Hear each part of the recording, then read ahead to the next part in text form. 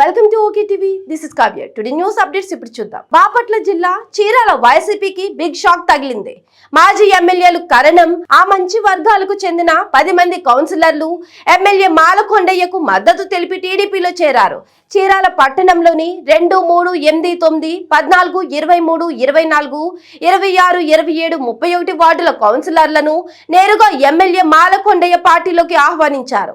5 ఏళ్లు వైసీపీ పాలనలో చీరాల అభివృద్ధి శూన్యంగా మారిందని కౌన్సిలర్లు అన్నారు. కూటమి ప్రభుత్వంలో ఒక పక్క పరుగులు పెడుతున్న సూపర్ 6 పథకాలు, మరోపక్క చీరాల ఈపురపాలెం ఘటనపై ముఖ్యమంత్రి స్పందించిన తీరు వంటి అంశాలను జగన్ ప్రభుత్వంలో ఎన్నడూ చూడలేదని కౌన్సిలర్లు అన్నారు. 5 ఏళ్లు వైసీపీ పాలనలో ప్రజాప్రతినిధులందరూ కుర్చీలకే పరిమితమయ్యారన్నారు. అభివృద్ధి జరగాలంటే కేవలం చంద్రబాబు పాలనతోనే సాధ్యపడుతుందని భావించి టీడీపీకి మద్దతు తెలపడం జరిగిందన్నారు. కూటమి ప్రభుత్వం అమలు చేస్తున్న పథకాలు, అందిస్తున్న పాలనను చూసి వైసీపీ కౌన్సిలర్లు మద్దతు తెలపడం శుభ పరిణామమని ఎమ్మెల్యే మాలకొండయ్య అన్నారు. వార్డు కౌన్సిలర్లు, మండల నాయకులు అందరూ భాగస్వామ్యంతో ముందుకెళుతూ చీరాల నియోజకవర్గంలోని అన్ని వార్డులను అభివృద్ధి తమ ధ్యేయముగా భావిస్తామని ఎమ్మెల్యే మాలకొండయ్య హామీ ఇచ్చారు. అవ్వడం జరిగింది. మరి అక్కడితోనే కాదు, ఇక్కడ ఉన్నటువంటి మిగతా ఇప్పుడు టౌన్లో వచ్చేటప్పటికి ఏ అభివృద్ధి కూడా నేను చాలా సందర్భాల్లో బాధుడే బాధుడు ఇదేం కర్మ ద్వారా టౌన్ అంతా కూడా తిరిగి చూశాను.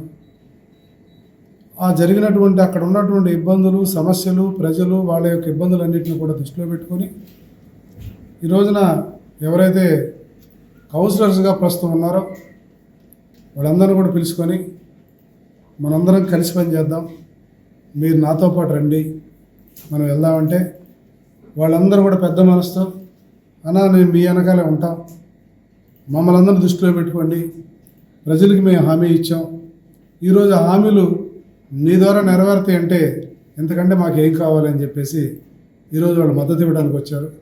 నేను కూడా వాళ్ళకి అదే పద్ధతిలో స్వాగతం పలికాను.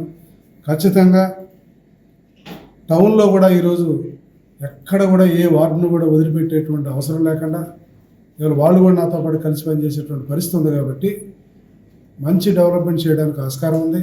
ప్రధానంగా చీరాల్లో డ్రైనేజ్ ప్రాబ్లమ్స్ గమనించాను నేను. అలాగే ఒక ఇంట్లో 2-3 కుటుంబాలు ఉన్న వాళ్ళని గమనించాను. అలాగే కొన్ని వార్డుల్లో పెన్షన్ లేనటువంటి వాళ్ళని చూశాను. అలాగే కొన్ని దగ్గరలో మరి వాళ్ళకి రేషన్ కార్డ్స్ కూడా లేనటువంటి వాళ్ళని చూసాం.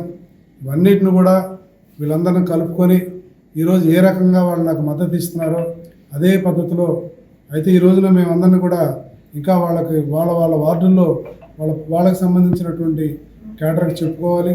ఇంకా కొంతమంది రావాల్సిన వాళ్ళు ఉన్నారు కాబట్టి అందరినీ కలుపుకొని ఒకరోజు మంచి మీటింగ్ పెట్టి ఈ యొక్క చీరాల మున్సిపాలిటీలో ఏ రకంగా అభివృద్ధి చేయాలన్నది మేమందరం కలిసి సమిష్టి నిర్ణయం తీసుకుంటామని చెప్పేసి తెలియజేసుకుంటూ మా నాయకుడు చంద్రబాబు నాయుడు గారు మాకు ఇచ్చినటువంటి అవకాశాలని ఖచ్చితంగా మేమందరం కలిసి ఉపయోగించుకుంటాం.